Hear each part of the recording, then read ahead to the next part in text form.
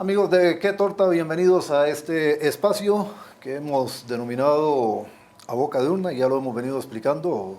Recogimos una frase que se usa mucho el día de las elecciones, pero refiriéndose a proyecciones de resultados. Nosotros lo hemos querido traer para un espacio de opinión que nos permita ir conociendo a esta extraordinariamente larga lista de candidatos que tenemos en esta oportunidad a la presidencia de la República para las elecciones del 6 de febrero próximo.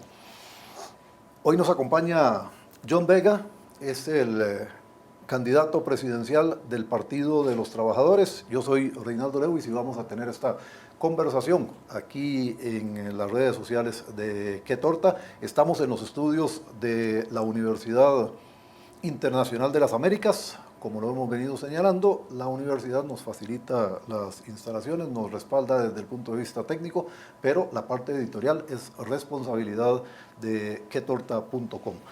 Don John, bienvenido a este espacio, gracias por aceptar esta invitación para conversar sobre sus propuestas. No, gracias más bien a ustedes, a la estimable audiencia y a este esfuerzo tan importante que se hace en una carrera que va avanzando muy rápido. Ya vemos en el horizonte el mes de diciembre y ya en unos días casi que estamos en las elecciones del próximo primer domingo de febrero. Entonces, muchas gracias a ustedes por la invitación y acá estamos para compartir parte de nuestras ideas, nuestras propuestas. Vamos a tratar de ser muy puntuales, tanto en las preguntas como en las respuestas, porque hay muchos aspectos de sus propuestas que quiero traer a colación en esta conversación. Lo primero que quiero que me explique es, ustedes tienen una propuesta en el sentido de que en las elecciones nacionales deberían participar los extranjeros que tengan 2 años de trabajar en el país. ¿Usted me podría explicar una cosa como esa? Porque normalmente en las elecciones en un país participan los ciudadanos de ese país, y aunque pueda haber gente que trabaja aquí, no necesariamente es costarricense, y eso entendiendo que también existe la vía de la naturalización, pero la propuesta es abierta a 2 años de estar trabajando en el país. Sí, tal vez podemos empezar por eso último que decías de la naturalización, ¿verdad? No es un proceso y que no haya habido para nada fácil, es un proceso bastante costoso.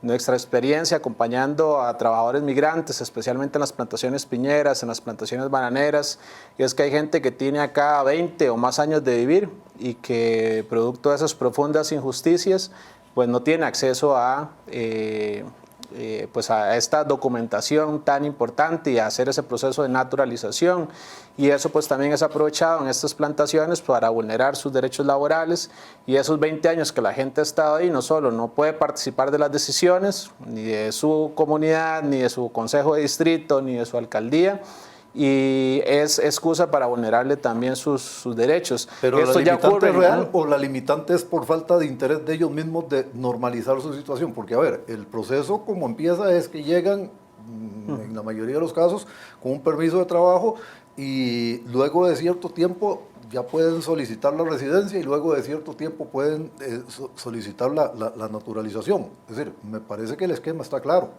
Sí, pero verás que es bastante costoso. Nosotros hemos tratado de acompañar a muchos dirigentes sindicales, trabajadores migrantes en la zona norte, y le estoy hablando, no recuerdo ahorita la suma, pero sí estamos hablando de varios cientos de dólares que implica eso. Para un trabajador piñero que gana, su salario quincenal no llega a los 60,000 colones, es una fortuna, ¿verdad? Evidentemente, y demuestra también las grandes injusticias en relación a la migración, que el problema, entre comillas, porque para nosotros no lo es el migrante pobre, el que tiene que desplazarse por motivos económicos y el que tiene apenas que subsistir con lo básico y renunciando a las cosas más elementales. Entonces creemos que es un principio de justicia muy importante. Este país se ha construido no de ahora, sino desde muchos siglos atrás sobre la base del aporte fundamental de la población migrante, y tenemos una porción gigantesca de gente que no solo está sin derechos económicos, sin derechos políticos, y para todos los efectos viven, trabajan, entregan su sudor en este país, y pues producto de esas grandes injusticias no tienen la posibilidad de participar de las decisiones. ¿Y no sería más sencillo resolver el tema del costo del proceso en lugar de quitar el proceso? Bueno, eso es una parte. Nosotros debería haber una gran amnistía migratoria, pero inclusive ahora más bien la ruta que hemos seguido es la ruta de imponer multas a esas personas.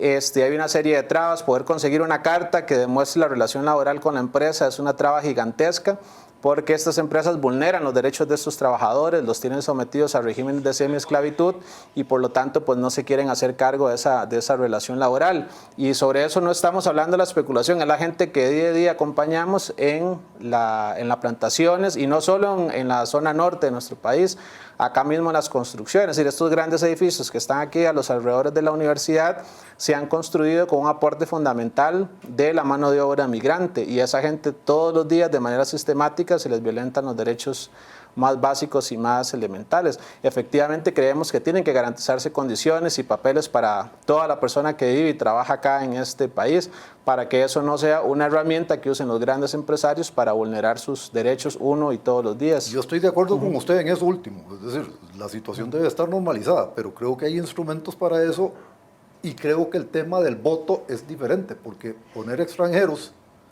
a votar en las elecciones costarricenses me parece un tema muy peligroso, porque, y más hablando de 2 años de estancia en el país, porque eso puede contribuir a distorsionar el resultado de unas elecciones, a desnaturalizar el proceso electoral. ¿Por qué? Porque la gente tiene que tener, digamos, un interés de ser costarricense para participar de ese proceso de decisiones. Imagínese que el constituyente cuidó tanto ese aspecto que, por ejemplo, los naturalizados no pueden estar en la condición en la que hoy está usted, a pesar de que se supone que son 100% costarricenses cuando se naturalizan, no pueden aspirar a la presidencia de la República, aunque incluso sí pueden aspirar a una diputación. Es decir, se cuidan ciertos detalles en esa línea, pero abrirlo me parece un tema peligroso, realmente. Bueno, ya hay espacios para eso, ¿verdad? Otorgar, por ejemplo, la ciudadanía honorífica en este país. Lo que pasa es que para alguna gente ser honorable es pertenecer a algún grupo de influencia política y económica. Para nosotros la gente más honorable es la gente que viene a este país, entrega su sudor, sus sacrificios, que tiene que pagar impuestos como pagamos todos nosotros, que tiene que sufrir por los problemas que hay en las carreteras, por la inseguridad, por el alto costo de la vida, y esa gente debería poder opinar y decidir sobre los destinos de este país, porque vive, trabaja para todos los efectos, son costarricenses, viven acá, son parte de nuestra realidad cotidiana y de hecho lo hemos hecho. Inclusive acá se modificó la posibilidad de que si usted aceptaba la nacionalidad de otro país, no renunciara a la nacionalidad costarricense, porque había un interés político y cultural ahí. Bueno, nosotros creemos que hay un interés por rescatar el papel que este país tiene y podríamos pasar mucho rato hablando. Por ejemplo, la huelga bananera más importante que hubo acá en el año 1934 fue fundamental la participación de los trabajadores nicaragüenses. Es decir, mucho de lo que la clase trabajadora en este país conquistó, que nosotros defendemos y que hoy está en riesgo, se ha construido sobre la base del aporte de la población migrante. No es posible para nosotros visualizar un país sin que esos cientos de miles de obreros nicaragüenses que viven acá pues sigan siendo ciudadanos de segunda categoría en Costa Rica, no por 2 años. ¿Hay algún país del mundo que tenga ese principio? En algunos lugares, entiendo que en Francia, por ejemplo, para nivel de las elecciones municipales, muchos migrantes pueden votar. El criterio que se utiliza es quien haya pagado impuestos en ese municipio puede votar, que ese es un ejemplo que conozco. Lamentablemente las legislaciones de los países pues vienen, y especialmente lo estamos viendo en Europa, muy restrictivas contra el migrante pobre, ¿verdad? Porque damos todas las facilidades. Pero para el migrante, por motivos y razones económicas, hay una gran exclusión. Usted habla mucho, ya ha mencionado en 5 minutos de programa, mucho hace una diferencia entre el pobre y el rico, que es una cosa que a lo largo de su programa de gobierno es repetitivo. A ver, un gobierno no es para todos los ciudadanos de un país, o el hecho de, a ver, usted está diciendo que se victimiza al pobre, pero me parece que termina victimizando al rico. Gino, tal vez juzguemos los hechos. Este gobierno representa los intereses de las familias trabajadoras. Nosotros creemos que no. Bueno, y podemos revisar todas es que las la pregunta leyes, yo se la hago en función de que, ok, digamos que hay un gobierno que no representa los intereses de todos, pero entonces lo cambiamos por un gobierno que representa los intereses de aquellos que no están representados ahora y deje de representar los intereses de los que están ahora. Digo, en lo inclusivo no deberíamos estar todos. unos y otros, independientemente de la condición económica. No sería ese un criterio de igualdad, que todos los ciudadanos de este país se vean representados por el gobierno, o es algo que no se puede. Es algo que hoy no se puede decir. Hoy el gobierno no es el gobierno de las mayorías. Digo, o sea, si pensemos en una eventual administración suya, ¿se puede o no se puede? Porque a lo largo de su programa de gobierno, la premisa es el gobierno de unos. Entonces seguiríamos con el mismo problema, nada más que no serían los mismos. no, es que no es el gobierno de uno, es el gobierno de la inmensa mayoría de la gente que mueve la... Pero siguen siendo unos, porque cuando usted deja unos afuera, entonces es un gobierno... A ver, si usted me dice que el gobierno actual, por ejemplo, representa al 5% de la población o al 10% de la población, el porcentaje que usted quiera, está excluyendo una gente. Pero si usted me dice que el suyo va a representar, póngale que al 50, al 60, al 70% de la gente, igual está dejando por fuera a una gente. No podemos visualizar un gobierno que sea para todos los costarricenses. Esa es mi pregunta. Nosotros creemos que las medidas que nosotros estamos proponiendo benefician a todos los costarricenses. Lo que pasa es que hay un pequeñísimo grupo de gente privilegiada en este país, no de ahora, sino de siglos, que se ha valido de todo un montón de mecanismos y que no está dispuesta a renunciar a sus privilegios. Es decir, nuestras propuestas van en el sentido de mejorar la calidad de vida de la inmensa mayoría de la población, pero lo que nos ha demostrado esta pandemia es que esa no es la preocupación de los grandes grupos de poder en este país. La primera medida que se tomó en relación a la pandemia fue suspender y rebajar contratos y tirar a la gente a la calle, en grandes empresas, en grandes consorcios hoteleros, sin discutir si esa gente podía o no sostener los puestos de trabajo. Es decir, de todos los cientos de leyes que se han aprobado en casi ya 2 años de pandemia, ni una sola ha mejorado el nivel de vida de la clase trabajadora. A mí me llama la atención me llama la atención ese punto, porque le voy a decir, yo estudié periodismo y la mayor parte de mi ejercicio ha sido en el periodismo, pero por circunstancias de la vida terminé siendo gerente administrativo en una empresa y luego terminé siendo gerente en otra empresa, más allá del trabajo periodístico que hago.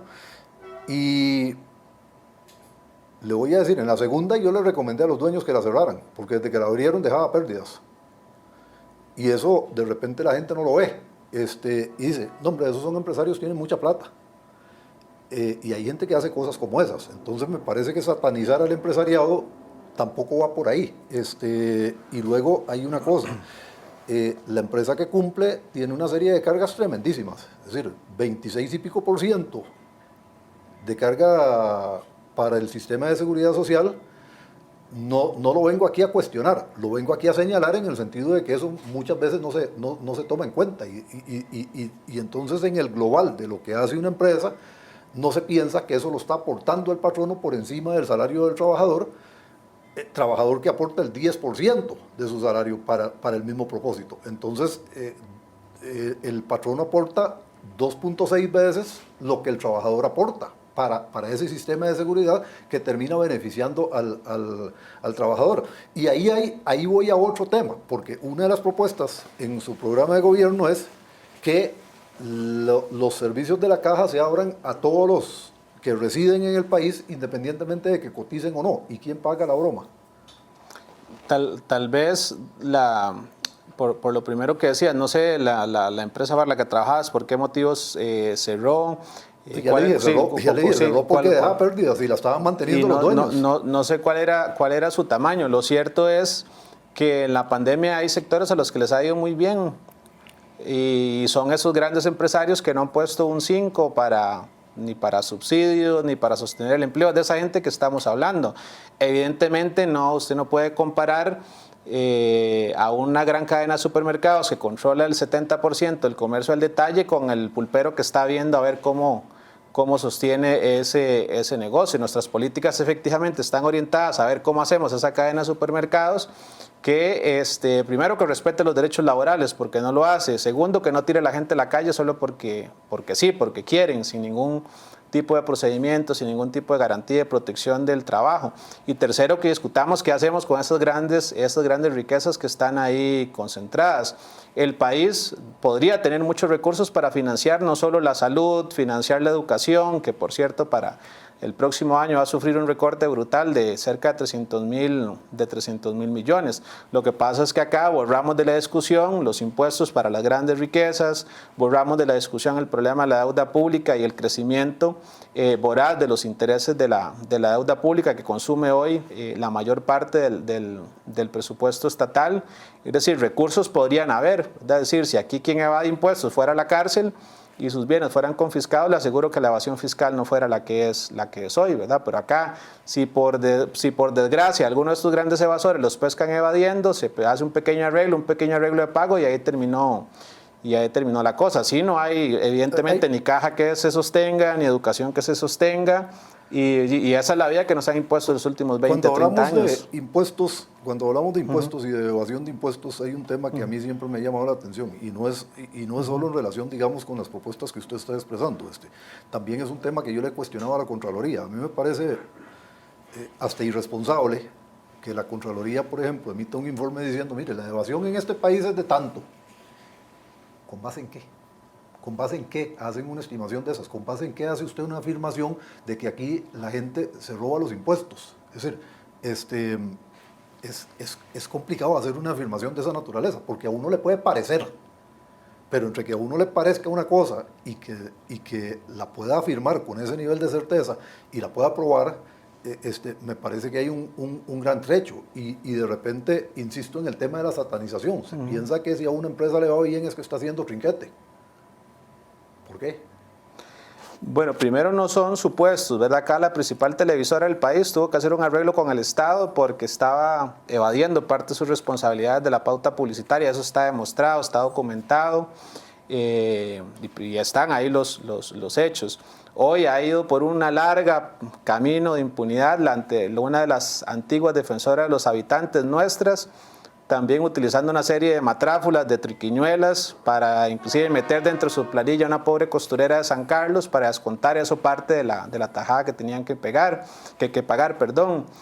Acaban de denunciarse todo este escándalo mundial de los Pandora Papers, y acá el representante de uno de los principales grupos agroindustriales del país sale directamente vinculado con ese escándalo de evasión de impuestos. Es decir, hay hechos concretos, tangibles de la realidad, como es un hecho tangible que por defraudación fiscal la gente no va presa en este país. Creo que solo hay una condena en los últimos, como 10 años, y andan en fuga los señores. Creo que hace unos días se entregó la hija de uno de ellos, pero la gente no va a prisión por eso. Usted se roba una lata de atún y sí va preso.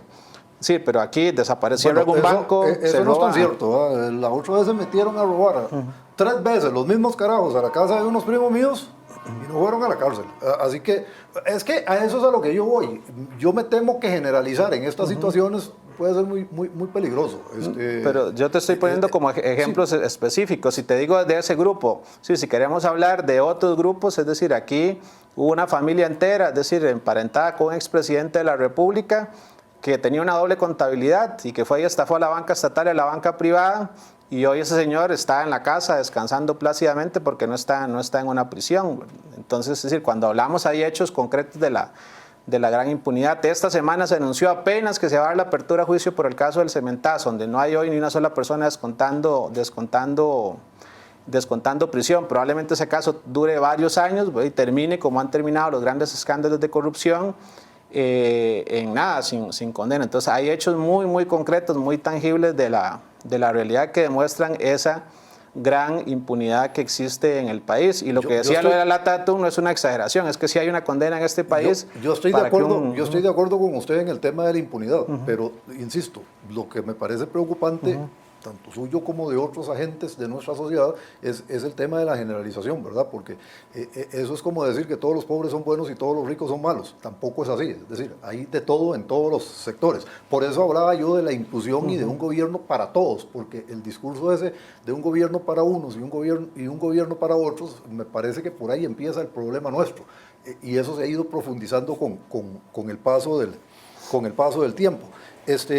A ver, usted hizo una mención sobre un tema que también yo quiero traer a colación aquí en este espacio. El tema de la deuda externa. Usted propone que entremos en default, prácticamente, porque habla de dejar de pagar la deuda para poder aprovechar esos recursos para otra cosa. ¿Eso realmente es razonable? Bueno, primero nosotros hoy somos el segundo país más endeudado de América Latina. Entonces, sí, las posibilidades de un default están en el horizonte. Es decir, que es que el país no puede asumir los pagos y la presión que esos grandes especuladores tienen. Perdón, déjeme hacer agregar un dato ahí nada más, porque es interesante. Yo soy de los que creo que ningún país, no solo el caso de Costa Rica, ningún país va a poder pagar su deuda. Pero una cosa es que usted no pueda terminar pagando su deuda y otra cosa es que declare que no la va a pagar. Sí, y el otro problema, sí, y no se puede pagar no por un problema de voluntad, sino es decir, esta economía, la proyección, la última que sacó el Banco Central, va a crecer apenas arriba del 4%. El promedio de los últimos 10 años de las tasas de interés que se han negociado los distintos bonos es de 12%, es decir, hay algo que no calza. Al final, la deuda es un mecanismo para desangrar, para chantajear a los países y para enriquecer a un pequeñísimo sector de la sociedad, que es efectivamente el que impone esos intereses de la mayoría. Yo coincido con usted en el sentido que eso no puede ser una medida aislada de un país. Al inicio de la pandemia, recuerdo que el presidente Alvarado mandó una pequeñita nota pidiendo que por favor los países acreedores pues nos dieran un chancecito porque estamos muy mal. Evidentemente nunca ni siquiera le respondieron la carta al presidente Alvarado y tiene que haber una campaña de todos los países latinoamericanos por la defensa de su dignidad y de su soberanía. Y la deuda es un mecanismo de decir, al final no es una deuda, es un chantaje, es decir, no hay forma de que se pueda pagar. Hay muchas formas de verlo, pero yo creo que si yo convengo con usted, que usted me preste un dinero y que yo lo voy a pagar con un cierto interés, si usted me pone un interés usurero y yo se lo acepto, es problema mío. Es decir, no lo puedo responsabilizar a usted, ni puedo después llegar y decirle que no le voy a pagar porque me cobró mucho. Usted me puso las condiciones y yo las acepté. Entonces creo que ahí hay un problema. Sí, el problema es que la deuda pública no se negocia así en el país. Primero porque está protegida por el secreto bancario. Entonces, es decir, es como que yo le diga a usted, no sé, que usted llega a su casa hoy por la noche y diga, bueno, tenemos que seguir pagando, vamos a pagar el 70% de los ingresos que nuestra familia va a tener en el próximo año, van a ir a pagar a la deuda. Y lo lógico es que a usted le pregunten a quién le están pagando, con cuánto fue esa tasa de interés, por cuánto fue ese plazo, se podía un menor plazo, se podía una menor tasa de interés. Lo que pasa es que todo eso está, es decir, los datos que se publican en este país son datos genéricos por sector, inclusive hay distintos títulos de bonos en la deuda y hay un promedio de tasas de interés, es decir, hay algunas que se negocian a plazos muy altos. Acá hubo una coyuntura muy específica que fue la del gobierno de Guillermo Solís, que corrieron a buscar plata prestada para tapar un gran hueco que generaron en las finanzas públicas. Y hubo un medio de comunicación escrito que presentó una solicitud al Ministerio de Hacienda para conocer en cuánto se había negociado ese título en específico. La respuesta del Ministerio de Hacienda es que eso estaba protegido por el secreto bancario. Entonces nosotros estamos pagando una deuda, usted y yo, que no contrajimos nosotros, que gran parte de esa deuda no se ha usado para financiar lo que nosotros necesitamos, sino para casos de corrupción como la trocha. Lo que pasa es que si lo vemos de esa forma, corremos el riesgo de entrar en un terreno muy peligroso, John. ¿Por qué? Porque si usted el 6 de febrero resulta electo presidente, y después cuando usted como presidente toma decisiones que la Constitución y la ley le autorizan a tomar, y yo llego como ciudadano y le digo, no, a mí que se vaya para el carajo ese mae, ¿cómo se le ocurre? Está haciendo una cosa con la que yo no estoy de acuerdo, entonces yo no le voy a respetar eso. Si entramos en esa dinámica, entramos en un terreno muy peligroso. Es decir, las autoridades se escogen a través de estos procesos de representación y de participación precisamente para que tomen decisiones. Si empezamos a cuestionar eso, entonces ¿en qué podemos parar? Sí, es que, digamos, estamos hablando no de un menudito, es decir, estamos hablando independientemente del monto, sí, ellos tienen responsabilidad por Constitución y por leyes para hacer por eso. La primera responsabilidad que creo que habría que cargar en este país es hacer una auditoría de esa deuda, que ustedes como medios de comunicación, que las distintas organizaciones puedan participar y saber un debate real en este país, si es justo, si es proporcional, si es razonable. esos niveles de endeudamiento, y esa discusión no se está dando. Si nosotros pagamos hoy 9.6 millones por minuto, si de esa entrevista durará aproximadamente 60 minutos, que saquen la cuenta cuánto haremos pagado de deuda, y esa es la discusión que tenemos que hacer. Acá una coyuntura hace algunos meses atrás de las famosas tasas de usura, y nadie cuestionó, por lo menos de nuestro sector, de nuestro lado, por supuesto que los acreedores de tarjetas de crédito sí cuestionaron que había que ponerle un tope a esa barbaridad que estaban cobrando por las tasas de interés. Bueno, sí, nosotros tenemos una barbaridad mucho mayor con la deuda pública, que consume no lo que yo decido comprarme hoy cuando salga esta entrevista, es decir, consume la plata que debería ir a financiar carreteras, que debería ir a financiar hospitales, y esa discusión para nosotros es central. Segundo, acabamos de hablar del tema de la evasión y la elusión fiscal, y nosotros estamos seguros que muchos de estos grandes acreedores, bancos privados, se enriquecieron en el pasado con los certificados de abono tributario, un favor del Estado, plata que el Estado les dio. Están dejando de pagar impuestos con todas estas matráfulas que utilizan de evasión y demás. Y tras de eso, esa plata que no está pagando, nos prestan plata, y nosotros además tenemos que pagarle tasas de interés especulativas. Es decir, eso a mí me parece un robo descarado. Y ese robo efectivamente lo queremos demostrar a partir de una auditoría, y creemos que a esa gente más bien nos deben, en lugar de nosotros tener que pagarles. Pero una cosa es hacer una auditoría de la deuda y otra cosa es dejar de pagarla. Sí, la auditoría la queremos hacer para eso, para demostrar que hay sectores corruptos que no deberíamos de... Pero independientemente de eso, la deuda hay que pagarla, porque lo que uno se compromete a hacer lo tiene que hacer. Pero ya si uno se metió en una bronca por eso, ya es un problema de uno, porque lo debió medir antes. Pero yo quiero ir a otra cosa también en relación con eso, porque, a ver, usted habla, por ejemplo, de que esos recursos se pudieron usar para obras y demás. Yo no sé, a mí me gustaría tener un dato que creo que es imposible tener. Me gustaría saber cuánta de la gente que impulsó el proyecto de construcción de la carretera San Carlos está todavía viva y con esperanzas de ver algún día esa carretera. ¿A qué es a lo que quiero ir? Nosotros tenemos, con todo respeto se lo digo, me parece, otro tipo de problemas a los que también hay que ponerle atención, y no vi nada de eso en su programa de gobierno.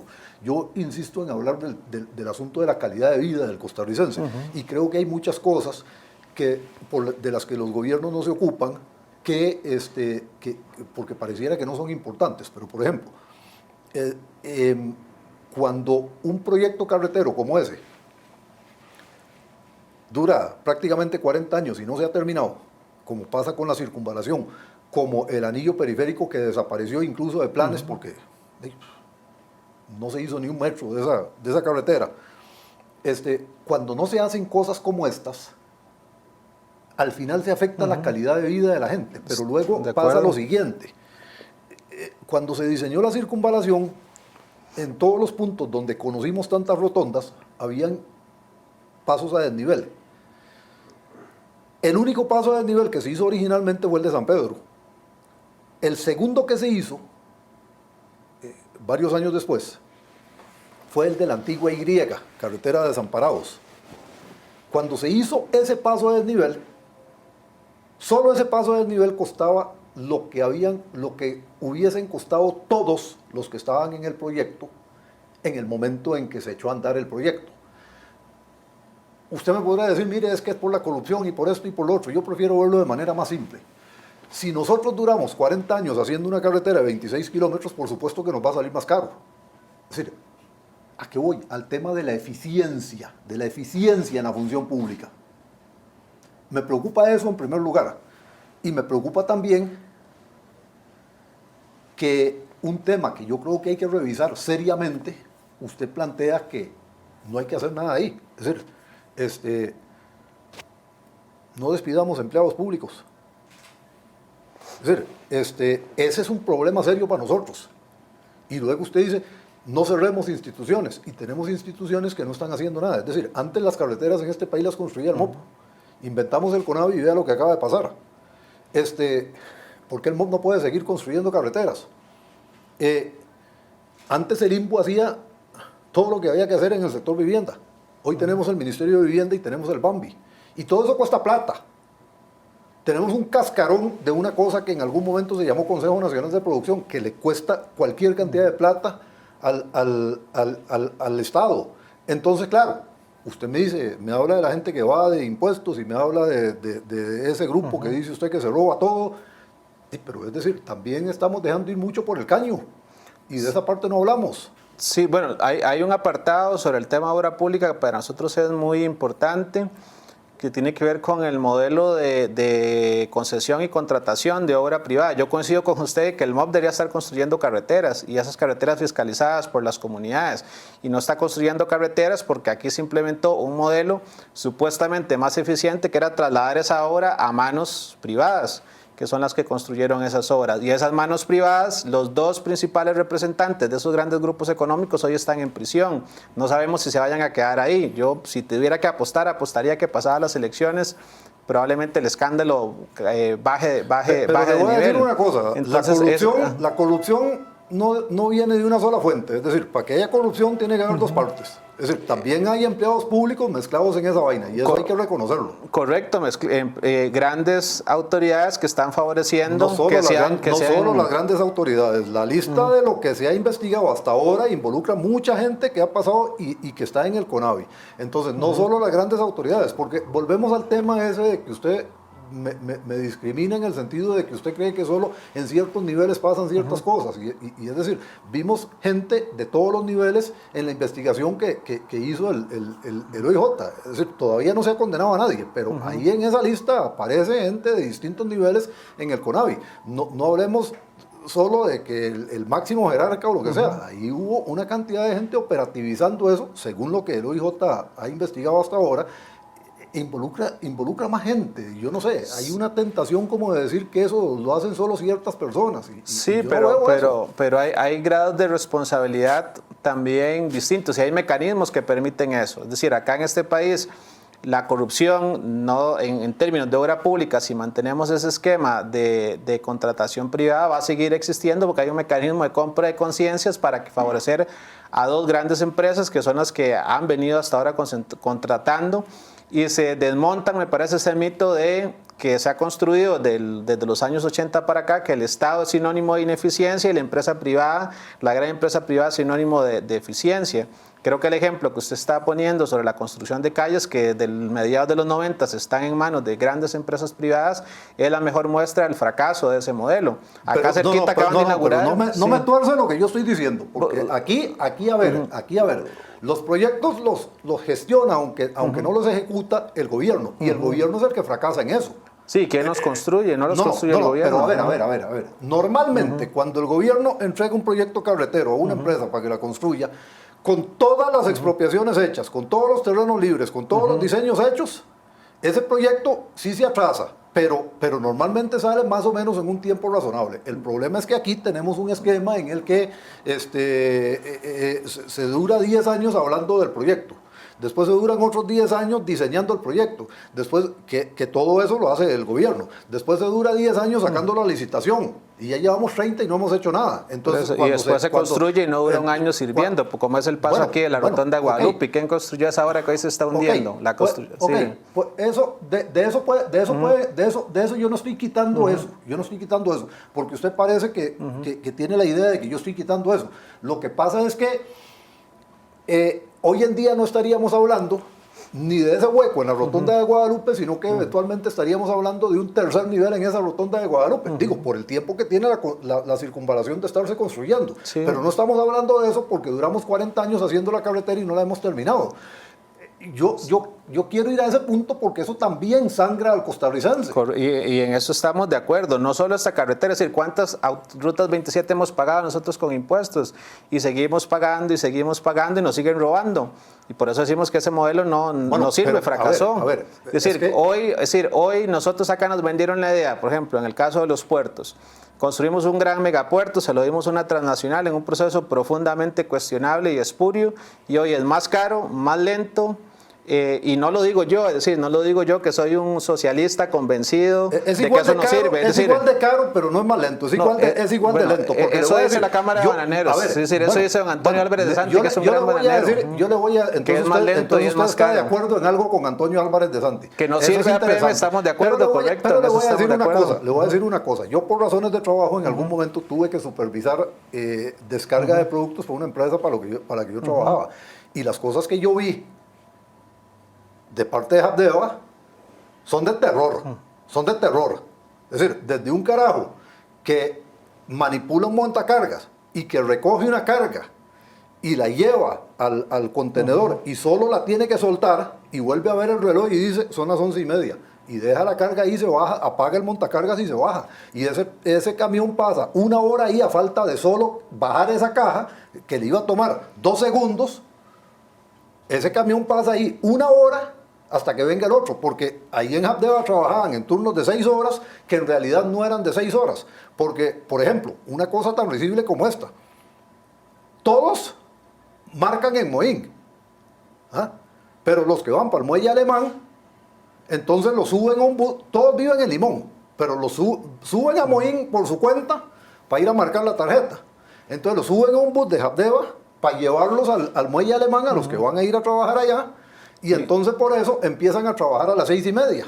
Los turnos son de 6 horas, no de 8 como todos los mortales. Y entonces, en medio tienen media hora de café. Entonces, en realidad, ya las 5 horas las 6 horas son 5 horas y media. Pero la media hora que se brincan en la mañana porque suben a Moín a marcar, más la media hora que se brincan cuando terminan porque se van a las 11:30 para ir a marcar a Moín, ese tipo de cosas se resuelven con poner un reloj marcador en Moín, en el muelle alemán, pero nadie ve eso y entonces dice, ay, es que pobrecitos los de Habdeba. Y yo vi, por ejemplo, un montacarguista que apaga el equipo y se sienta y cuando yo le digo, jefe, me dice, el hombre está trabajando por los dos. O yo he visto un montacarguista que se sienta, apaga el equipo y la supervisora, que es la que tiene que vigilar que el hombre trabaje, se sube al montacarga, se sienta y habla todo el turno con él. Es decir, todas esas cosas pueden hay un montón de ocurrir, cosas. Es decir, pero, no es que todos son santicos. Y nadie está diciendo eso. Y evidentemente hay corrupción en distintos niveles y hay problemas. Pero con todo eso que usted está diciendo, y no lo digo yo, lo dice la Cámara de Exportadores Bananeros, y hay declaraciones, comunicados, la gente los puede buscar, era más barato, más rápido, el servicio que se recibía. Hace poco se recibió un gran barco granelero de granos y creo que la descarga se hizo en 2 o 3 días antes de lo que estaba previsto. Lo que pasa es que dentro de las propias instituciones también hay una organización, hay un manoseo político a las presidencias ejecutivas y las hemos ido destruyendo y carcomiendo desde adentro para justificar su privatización. Entonces uno no tira el balde con el agua sucia. ¿Usted eliminaría las presidencias ejecutivas? Creo que hay que garantizar, sería mucho más democrático, era un consejo de participación de la provincia de Limón fiscalizando Habdeba que ese mecanismo de las presidencias ejecutivas. Un consejo de participación de la provincia de Limón. Correcto. ¿Usted sabe para qué sirven los consejos? Para enredar las cosas. No, no creemos, no sale más barato, no sale más práctico. Pareciera que no, por lo que usted está describiendo, como funciona Habdeba, pareciera que no funciona, según lo que usted mismo acaba de decir. Es que hay presidentes, sí, claro, lo que pasa es que alguien tiene que ponerlo a funcionar, pero no se trata de. ¿Y quién mejor que la propia comunidad, que es la que está interesada de que las ganancias de ese muelle se reinviertan y no vayan hoy a parar al principal consorcio? ¿Usted está seguro de que la comunidad está interesada en eso? Yo soy de la provincia de Limón y conozco los aportes fundamentales que se hacían con los ingresos de Habdeba. Es decir, yo solo recuerdo los búfalos que los mataba el tren. Yo no recuerdo haciendo nada en el plano del desarrollo económico de la provincia. La inversión en obra pública que el Estado no asume de sus salones comunales, canchas, toda la conexión del. Si usted es de Limón, usted conoce el Cairo de Siquirres.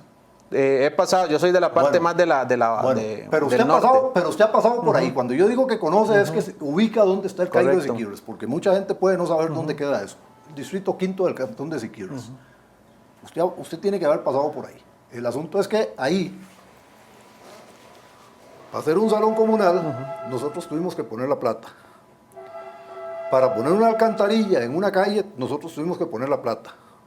Para hacer una pequeña biblioteca nosotros tuvimos que poner la plata. Para hacer una pequeña plaza nosotros tuvimos que poner la plata. Es decir, todo lo que se hizo ahí hubo que poner la plata. Y lo sé porque yo estaba metido en eso. Nadie nos dio un 5 para hacer eso. Por eso es que le estoy preguntando. Yo no recuerdo un solo proyecto que Habdeba o alguna entidad del gobierno haya desarrollado en mi pueblo. Bueno, hay muchos y podríamos discutir. El problema es que también hay un gran clientelismo político, ¿verdad? Sí, probablemente no se utiliza el mismo criterio para definir y eso es algo con lo que se debería acabar, ¿verdad? Ahí sí yo lo afirmo y le quito el probablemente. Yo le dije a usted ahora, no afirme ciertas cosas que no se pueden probar, pero yo eso sí lo sé de primera mano porque como le dije yo estaba correcto, metido y en todos esos son problemas que tiene que cambiar. Lo que pasa es que por lo menos yo creo, es decir, si hay problemas, uno no tira, como se dice popularmente, el balde con el agua sucia, ¿verdad? Es decir, uno tiene que enfrentar efectivamente esos problemas. Lo que sí yo creo que es falso y no se sostiene en la realidad es que ese modelo de privatización, de concesión, de tercerización en grandes consorcios privados internacionales es un beneficio para el país porque dejamos de recibir dinero y es un beneficio para las provincias en general. Tenemos años discutiendo la ampliación, tal vez salgamos de Limón, la ampliación del muelle de Caldera. Es decir, estamos presos hoy, es decir, que el Estado no puede ahí ni siquiera invertir un colón en la ampliación de la Ruta 27 y más bien están por ampliarle la concesión y no hay ninguna fiscalización. Mire, es decir, el único reporte que se da... Pero el Estado no iba a invertir en eso. Es el punto al que yo voy, porque usted critica la tercerización, critica la privatización, pero le voy a decir una cosa.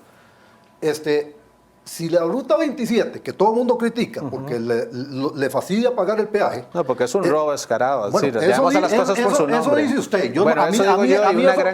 Eso dice mucha gente, pero hay mucha gente que dice cosas que, insisto, no puede probar. La carretera tuvo un costo. Yo no sé si usted tiene datos sobre eso, pero no voy a entrar en esa parte. A lo que voy es a lo siguiente. La carretera ahí está. Que la carretera hoy en día no llene las necesidades... Francamente no es un problema del operador. Esos fueron los diseños que le dieron. Y volvemos al tema. Fueron gobiernos corruptos que entregaron esos negocios. Sí. Pero yo le voy a decir una cosa. A mí Oscar Arias no me simpatiza para nada. Pero yo agradezco que Oscar Arias se haya metido de cabeza a sacar ese proyecto. ¿Sabe por qué? Porque si eso no se hubiera hecho, volvemos al tema de los 40 y los 50 años para hacer una carretera en este país. Si eso no se hubiera hecho en esa administración de Oscar Arias, hoy sería imposible ir a Punta Arenas y Guanacaste. Sería imposible. Y se lo digo porque para ese momento, yo por razones de trabajo, tenía que estar viajando cada 2 semanas a Guanacaste y a veces cada 2 semanas a Punta Arenas. Y ya era imposible llegar. Yo voy a esto. No es problema de la concesionaria. Yo no estoy discutiendo que la concesionaria no tiene problemas. Lo que digo es que no es culpa de la concesionaria que le hayan dicho que hiciera una carretera con unos diseños que ya no cumplían las necesidades, sí, porque tardamos demasiado para echar a andar el proyecto. Y no es el único problema. El problema es que hay gobiernos corruptos que favorecen esos negocios y me parece que el gobierno que usted está citando tiene múltiples ejemplos, es decir, y hay hechos concretos. Es decir, aquí hubo un ministro y un presidente que firmaron un decreto de interés público para impulsar la minería en el país que después se declaró ilegal, que entregaron los puertos, que entregaron las carreteras y le entregaron los negocios más. Entonces sí hay una complicidad política gigante. Bueno, y evidentemente el problema no son autopistas del Sol. Vayamos por partes. Un presidente y un ministro no entregaron los puertos. Fueron los que firmaron las cláusulas. Ni usted ni yo definimos esas cláusulas, por supuesto que fueron ellos las que... Perdón. Eso lo tuvo que aprobar la Asamblea Legislativa, en primer lugar. En segundo lugar, vuelvo al tema que ya discutimos. Si nosotros nos sentamos aquí a desautorizar a los funcionarios de gobierno que están designados por ley para hacer ciertas cosas y nos ponemos a desautorizarlos, entonces ahí estamos jodidos, porque el día de mañana usted es presidente de la República y yo digo, no hombre, este carajo está haciendo algo que a mí no me gusta, no, bajémoslo de ahí. Y organícese entonces efectivamente y luche como hemos tenido que hacer muchos y que hicimos muchos contra el gobierno de Arias para parar un montón de abusos. Y eso es legítimo que la gente se organice contra un gobierno, contra el del PT o contra cualquiera, si cree que está afectando los intereses de la mayoría. Y aquí hubo una gran movilización social contra el gobierno de Oscar Arias por un montón de abusos, es decir, porque el gobierno usó el presupuesto público, y eso lo puedo decir aquí porque está grabado, está el presidente Oscar Arias, ofreciendo construir gimnasios, ofreciendo construir aeropuertos, ofreciendo MWs en empresas que un año después cerraron en Cartago, y le ofrecieron a la gente que le iban a generar empleo. No llegó el aeropuerto, porque no hay aeropuerto en la zona sur, no llegó el gimnasio, la empresa se fue y nos dejaron un TLC que a quien beneficia hoy es a los grandes exportadores de azúcar, que casualmente, por mera obra del destino, es la familia Arias Sánchez, uno de los principales exportadores de azúcar en este país. No sirvió para nada. Y los datos demuestran de que no se generó más empleo, tenemos el doble de empleo, tenemos una balanza comercial negativa, perdimos 2.5% del PIB en recaudación fiscal. Para mí eso es un mal negocio. Si usted le pregunta a un Oscar Arias, pues probablemente él deberá estarse frotando las manos, ¿verdad? Y hubo sectores interesados detrás de ese negocio, que además impuso... Déjeme hacerle esta pregunta.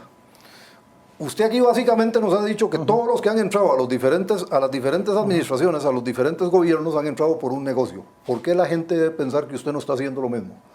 Bueno, primero porque nosotros somos un partido de la clase trabajadora, es decir, John Vega no vive de su salario y va a seguir viviendo de su salario, sea diputado, sea presidente de este país. Ellos han dicho algunos que viven de su salario y otros que viven de sus empresas. No, ellos viven de sus rentas y llegan a gobernar empujados sobre los hombros. Es decir, veamos hoy quién está financiando la campaña electoral, es decir, no hablemos del pasado. ¿Quién está financiando la campaña electoral? La están financiando los bancos privados de este país.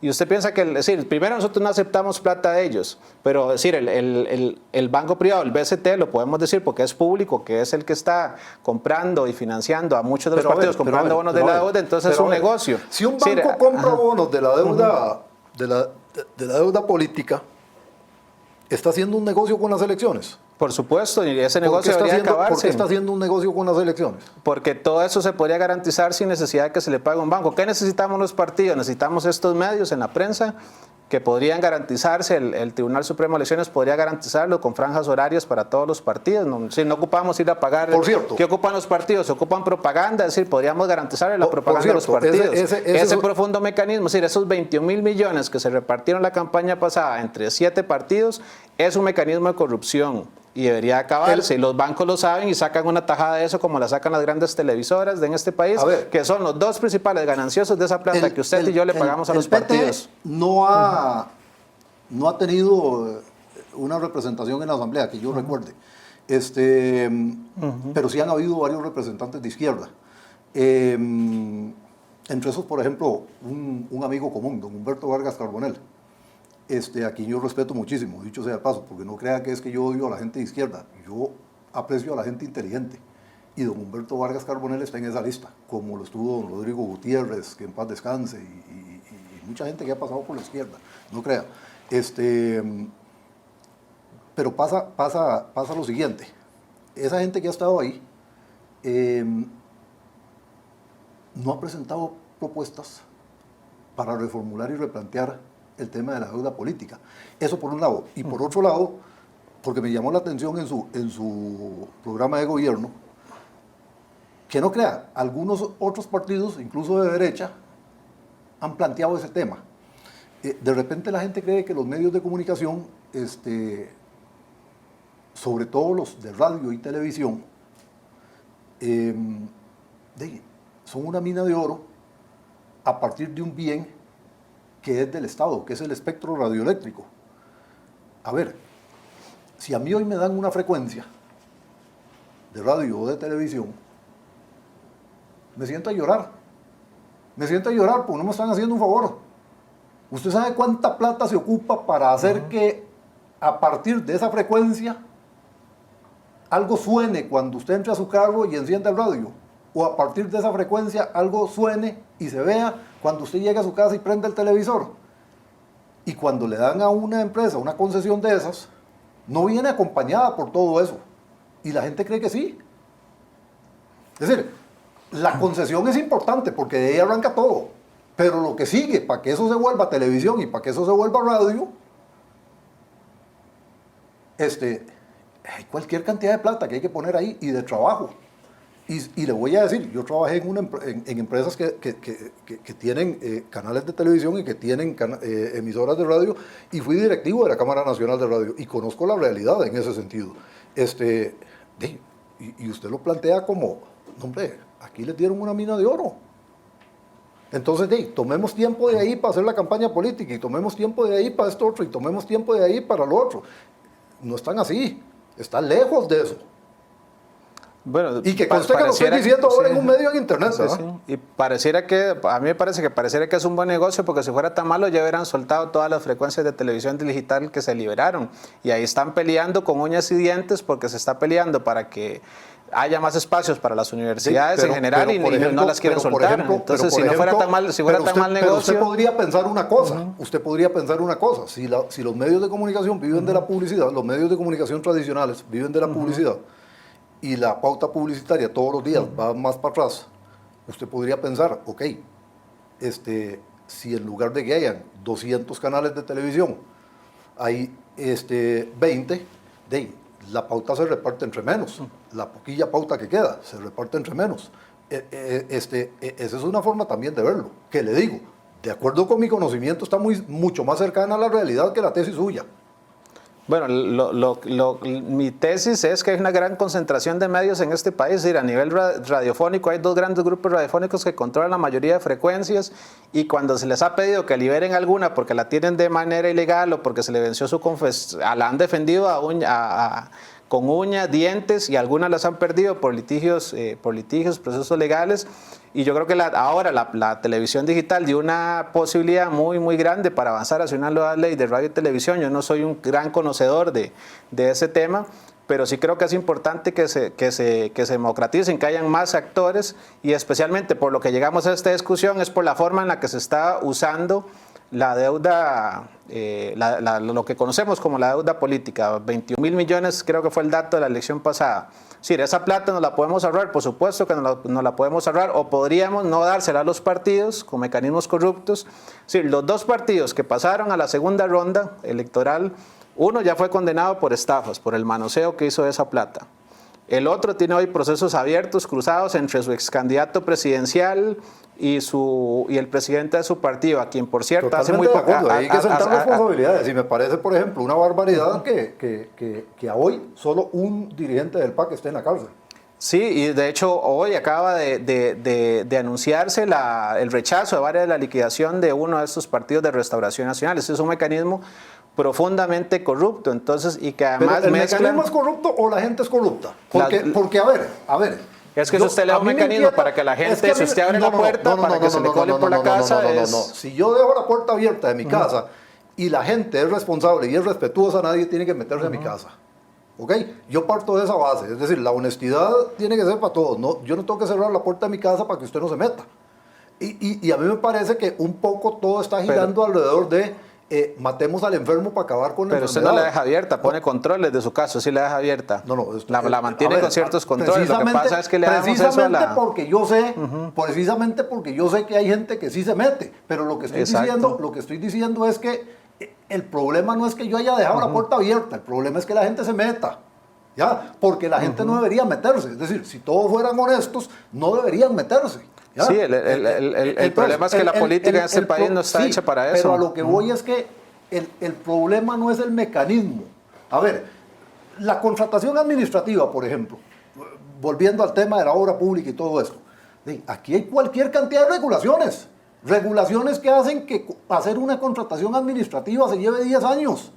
Y aún así, dígame si hemos tenido un caso de un proyecto en el que no se haya denunciado un hecho de corrupción. Por supuesto. Entonces, el problema está en la gente.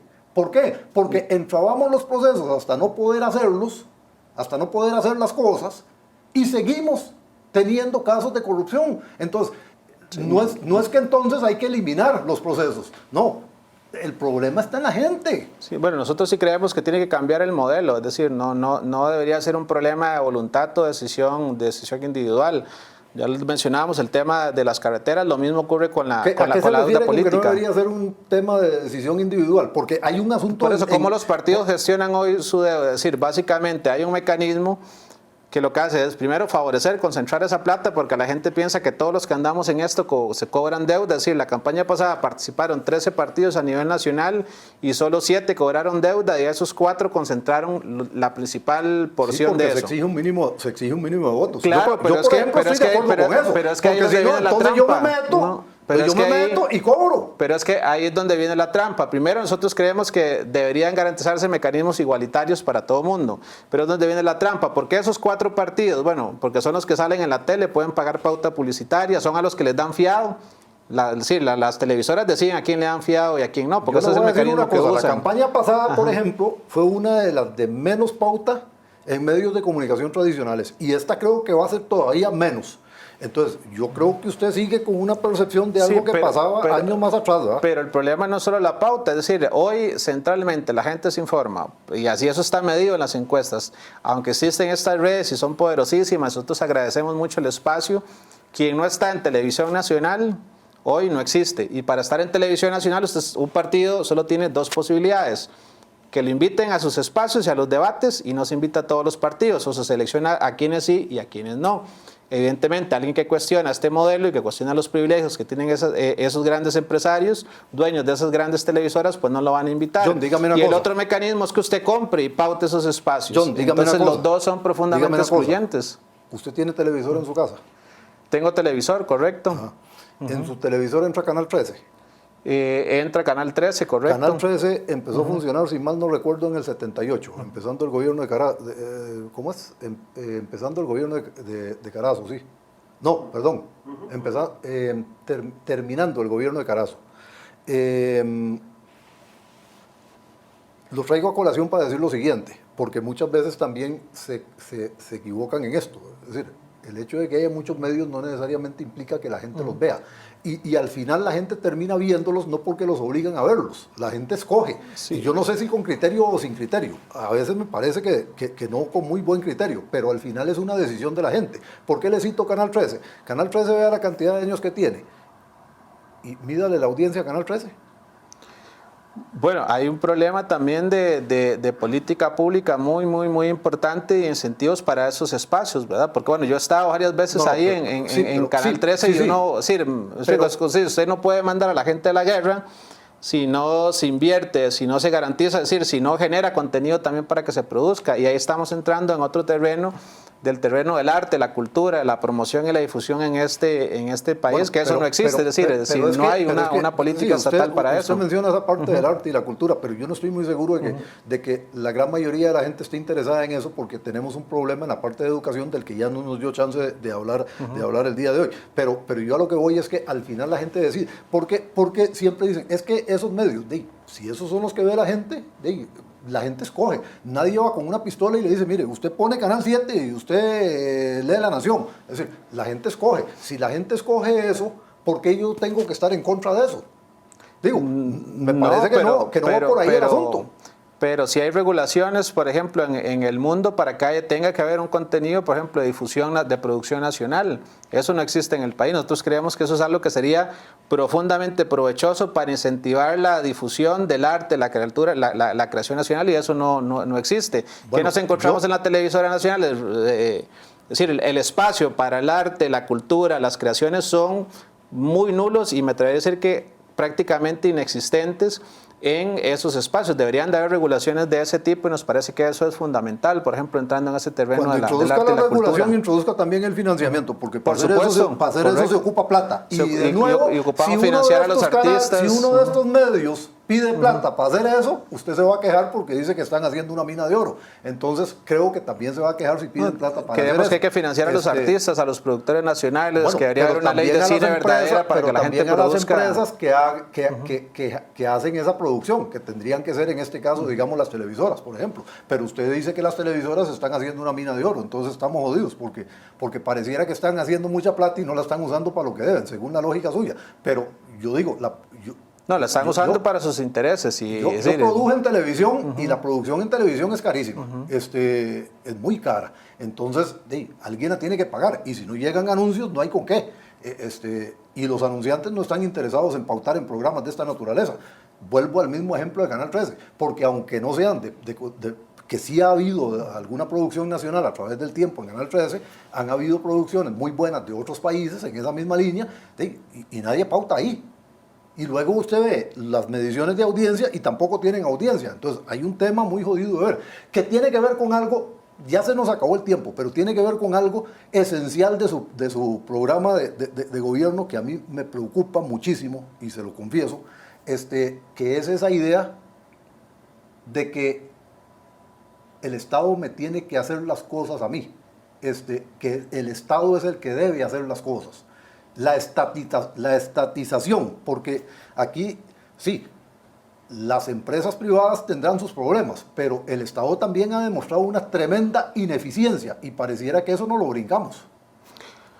Bueno, primero nosotros no somos estatistas, es decir, sin que haya participación. Efectivamente creemos que hay mecanismos de corrupción dentro del Estado y por eso hacemos una amplia propuesta que en otro momento podemos explicar de los consejos populares, de participación en todos los terrenos, no solo en el de la administración de esas instituciones, que hoy no es el mecanismo. La mayoría de esas se manejan con criterios políticos. Lo que sí es cierto es que tenemos 30 años en este país destruyendo esas políticas estatales, destruyendo esas instituciones, y lo que nos ha quedado es una gran tragedia social, una gran fuga de recursos, y no hemos resuelto ninguno de los problemas. Las instituciones? Los propios actores políticos que las han dirigido para favorecer a sus intereses. ¿O también los trabajadores? Porque, por ejemplo, y lo mencionaba en otro programa, en una administración X, un carajo que trabaja en el Ministerio de Planificación se me acerca y me dice, refiriéndose al ministro, hombre, este tema está hablando paja, viene aquí por 4 años, si acaso 4 años, no, yo trabajo aquí, entonces yo hago las varas como me dé la gana. Bueno, yo le puedo hablar de la realidad de mi institución, es decir, las políticas educativas en este país no las definimos los trabajadores.